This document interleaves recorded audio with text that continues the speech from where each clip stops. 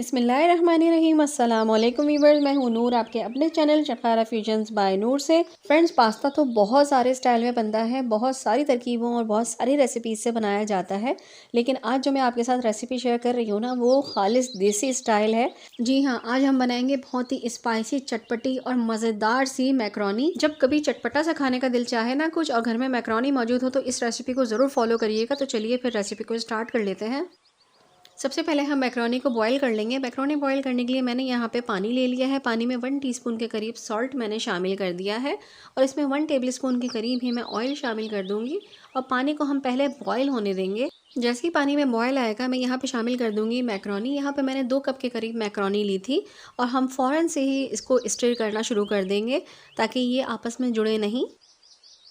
जब मैक्रोनी गल जाएगी तो हम इसे स्ट्रेन कर लेंगे। जब मैक्रोनी को हम स्ट्रेन कर लेते हैं तो उसके ऊपर से ठंडा पानी डालना ज़रूरी हो जाता है, क्योंकि इसका कुकिंग प्रोसेस जारी रहता है। जब तक ये गर्म रहेगी, जब तक ये और गलती रहेगी और फिर ये टूटना शुरू हो जाएगी। अब हम एक बर्तन में 1 लीटर के करीब ऑयल ले लेंगे। ऑयल गर्म हो जाएगा तो मैं इसमें डाल दूँगी हाफ़ टी स्पून के करीब राई दाना। सबसे पहले राई दाने को हम थोड़ा सा फ्राई कर लेंगे। जब राई दाना हमारा थोड़ा सा फ्राई हो जाएगा तो मैं इसमें डाल दूँगी 1 टीस्पून के करीब भर के चॉप्ड लहसुन। लहसुन को भी हम थोड़ा सा फ्राई कर लेंगे। ये देखिए फ्रेंड्स, लहसुन हमारा फ्राई हो चुका है। अब मैं इसमें डाल दूँगी अनियन। यहाँ पे मैंने मीडियम साइज़ की 1 अनियन ले ली थी, उसको मैंने थोड़ा सा चॉप कर लिया है। बारीक चॉप करके मैं उस अनियन को इसमें शामिल कर दूँगी और इसको भी हम फ्राई कर लेंगे। अनियन को हमने बिल्कुल भी पिंक या ब्राउन नहीं करना है, बस अनियन हमारी ट्रांसलूसेंट हो जाए तो मैं इसमें शामिल कर दूँगी कटी हुई बंद गोभी। हाफ़ कैप्सिकम को भी मैं क्यूब्स में काट के शामिल कर दूँगी। एक गाजर को भी मैं क्यूब में काट के शामिल कर दूंगी और इन तमाम वेजेस को भी हम फ्राई कर लेंगे। आप चाहें तो आप इसमें कॉर्न्स और पीस भी डाल सकते हैं। बस इन वेजेस को ज़्यादा नहीं, 3 से 4 मिनट के लिए हम फ्राई करेंगे।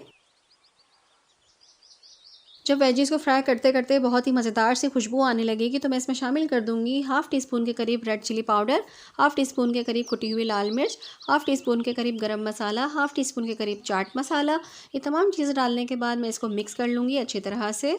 अगर आप इससे भी ज़्यादा सुपर स्पाइसी खाना चाहते हैं तो आप स्पाइसेस को मज़ीद बढ़ा भी सकते हैं। अब मैं इसमें टमाटो पेस्ट शामिल कर दूंगी। मैंने यहाँ पे 2 दरमियाने साइज़ के टमाटर ले लिए थे, उनको बगैर पानी डाले मैंने यहाँ पे ब्लेंड कर लिया है और सिंपली वो पेस्ट मैंने इसमें शामिल कर दिया है। पेस्ट डालने के बाद मैं इसको थोड़ी देर के लिए भूनूंगी ताकि कच्चापन जो है टमाटरों का ख़त्म हो जाए। 3 मिनट इसे हो गए हैं मुझे भूनते हुए। अब मैं इसमें शामिल कर दूंगी 2 टेबल स्पून के करीब वाइट विनेगर, 1 टेबल स्पून के करीब डार्क सोया सॉस। अब हम इसको मिक्स कर लेंगे। अब इसमें शामिल कर दूंगी मैं जो मैक्रोनी बॉईल करके रखी थी, वो तमाम मैक्रोनी इसमें डाल देंगे और तकरीबन 4 टेबलस्पून के करीब मैं यहाँ पे केचप इसमें शामिल कर रही हूँ और तमाम चीज़ों को हम अच्छे से मिक्स कर लेंगे।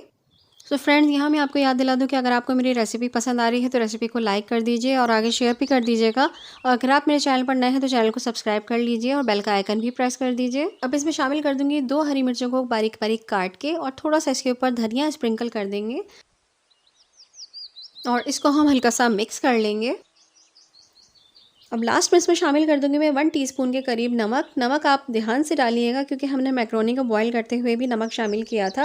अब अपने हिसाब से नमक इसमें ऐड करिएगा और थोड़ा सा यहाँ मैं मैक्रोनी का पानी जो कि मैंने निकाल के रख लिया था वो इसमें शामिल कर दूंगी। बस अब ऑल स्पाइसेस हो गए हैं हमारे कंप्लीट। अब हम इसको अच्छे से मिक्स करेंगे और अच्छे से पकाएंगे। ये देखिए फ्रेंड्स, लग रही है ना कितनी स्पाइसी सी हमारी मैक्रोनी। अब बस ये तैयार हो चुकी है। थोड़ा सा पकाने के बाद ये देखें कितनी ज़बरदस्त इसका लुक आया है। पकाने का मकसद ये है कि अच्छी तरह से तमाम फ्लेवर्स आपस में मर्ज हो जाएं। बस थोड़ी देर इसको मैं और पकाऊंगी और फिर इसे डिश आउट कर लेंगे। इस स्टेज पर आप मैक्रोनी को टेस्ट कर सकते हैं। टेस्ट करने के बाद अगर किसी चीज़ की कमी पेशी लगे तो वो आप पूरा कर सकते हैं, नमक वगैरह चख सकते हैं। ये देखिए लग रही है ना कितनी मज़ेदार सी मैक्रोनी। मेरे तो आ रहा है अब मुंह में पानी। तो चलिए फिर अब इसे डिश आउट कर लेते हैं। ये लीजिए फ्रेंड्स, माशाल्लाह माशाल्लाह हमारी चटपटी स्पाइसी सी मैक्रोनी बनके बिल्कुल रेडी हो गई है, वो भी देसी स्टाइल में। आप चाहें तो आप जो बीच की वेजिटेबल्स हैं, गाजर, शिमला और गोभी, वो स्किप भी कर सकते हैं।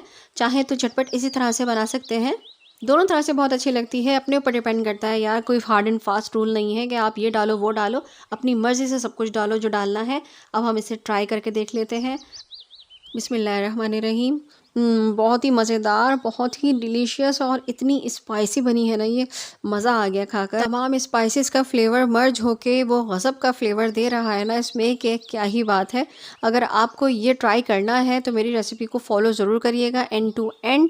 तो चलिए फिर, अगर वीडियो पसंद आई है तो लाइक कर दीजिए और आगे शेयर भी कर दीजिए, और अगर आप मेरे चैनल पर नए हैं तो सब्सक्राइब कर लीजिए और बेल का आइकन भी प्रेस कर दीजिए ताकि हर आने वाली नई वीडियो नोटिफिकेशन की सूरत में आपको मिल सके।